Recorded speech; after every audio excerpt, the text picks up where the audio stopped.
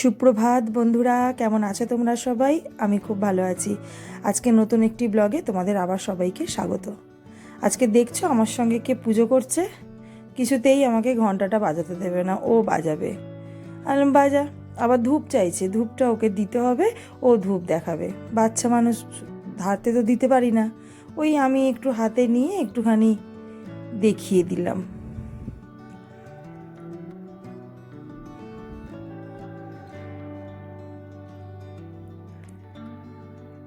কত সাদা পায়রা দেখো, উড়ে এসে আমাদের ছাদে বসেছে।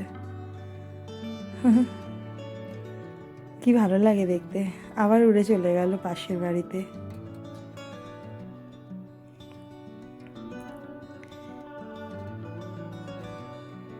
এই যে কুটুটাকে তেল মাখাতে বসেছি। এখানেও ও নিজে নিজে তেল মাখবে, আমাকে মাখাতে দেবে না। একটু করে হাতে ওকে তেল দিতে হবে, ও নিজে নিজে মাখবে।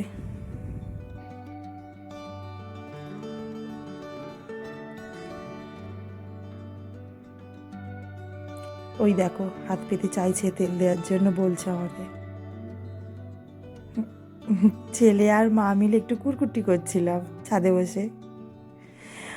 আমার ছেলের সঙ্গে সময় কাটাতে আমার বেশ ভালো লাগে। ওর এই ছোট ছোট জিনিসগুলোই তো দেখার। ওই দেখো মগ নিয়ে যাচ্ছে চান করতে। এখনো একা একা সেইভাবে হাঁটতে পারে না, ধরতে হয় একটু।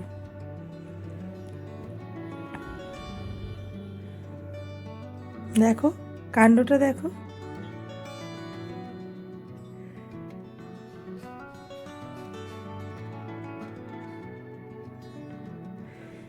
শীতকালে আমাদের ছাদে রোদ্দুরটা বেশ অনেকক্ষণ থাকে, ওই জন্য শীতকালে ছাদেতেই ওকে চান করাই।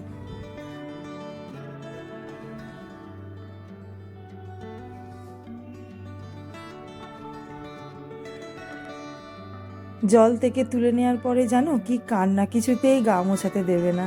ও চান করবে। শীতকালে এমন করছে, তাহলে গরমকালে ও কি করবে চিন্তা করো।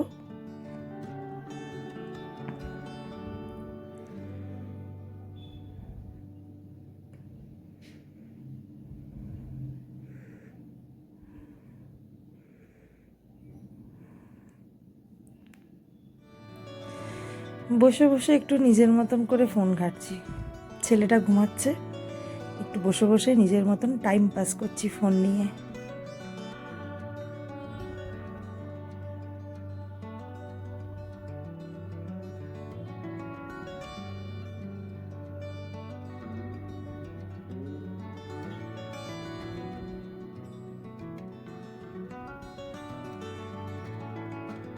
নানা রকম ভিডিওস আসছে, সেগুলোই একটু ঘুরিয়ে ফিরিয়ে দেখছি।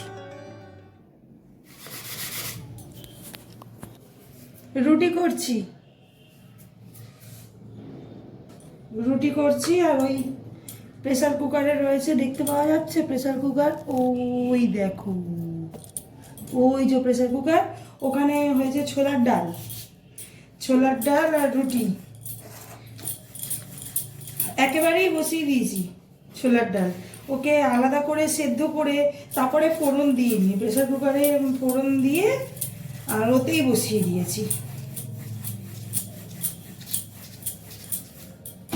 সেদ্ধ করে ফোড়ন দিয়ে করলে টেস্টটা অন্যরকম লাগে, কিন্তু এক এক সময় দেখবে না ভালো লাগে না, মনে হয় যত তাড়াতাড়ি করে কাজটা ছেড়ে একটুখানি যদি নিজের মতন বসা যায়, নিজের মতন একটু সময় কাটানো যায়, কি ভালো লাগে না। সব সময় যেন কাজ করতে ইচ্ছা করে না।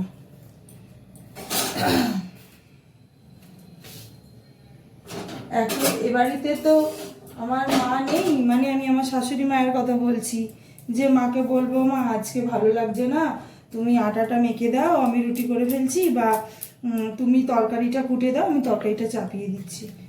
আমরা এইভাবেই করতাম জানেন, সব কিছু মানে দুজনে মিলে মিলেমিশে কাজ করতাম।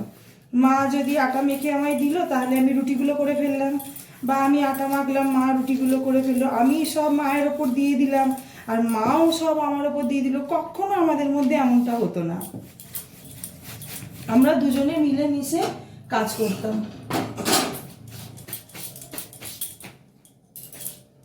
মাকে কোনোদিনও আমি শাশুড়ি বলেও ভাবিনি, আর মাও কোনোদিনও আমাকে বৌমা চোখে দেখেনি, মেয়ের চোখে দেখেছে। মাঝে মাঝে মায়ের কথা খুব মনে পড়ে। আমার শ্বশুর আমার শাশুড়ি এত ভালো মানুষ ছিলেন না।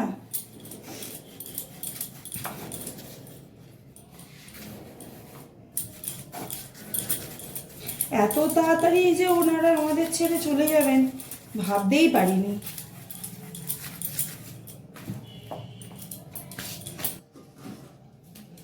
তোমরা তো সবাই জানো যে একটা ছোট বেবিকে মানুষ করতে গেলে যদি বাড়িতে অনেকগুলো মানুষ থাকে তাহলে মায়ের কতটা হেল্প হয়, কিন্তু কি করব।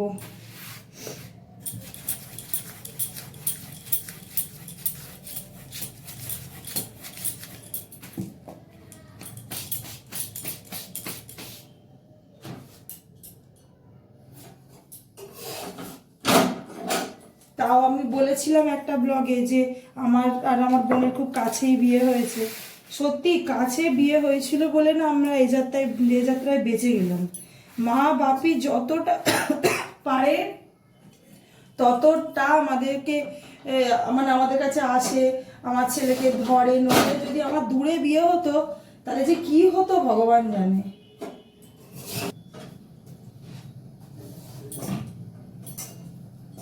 কালকের ব্লগটা কি তোমরা সব দেখেছো? যদি এখনো না দেখে থাকো তাহলে টুক করে দেখে নাও গিয়ে। আমি ঠাকুর দেবতাও যেমন ভালোবাসি তেমনি কিন্তু চুটিয়ে মজা করতেও ভালোবাসি। তোমরা যদি আমার ব্লগ কন্টিনিউ দেখতে থাকো না তাহলে বুঝতে পারবে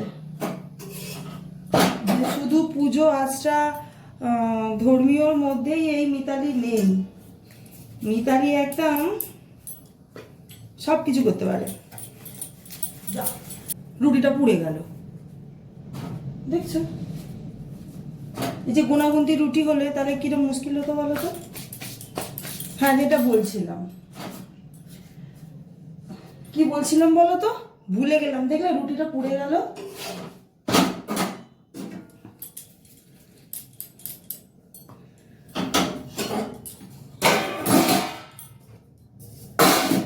তাহলে অনেক গল্প করে ফেললাম, তোমাদের সাথে গল্প করতে করতে রুটিও হয়ে গেল।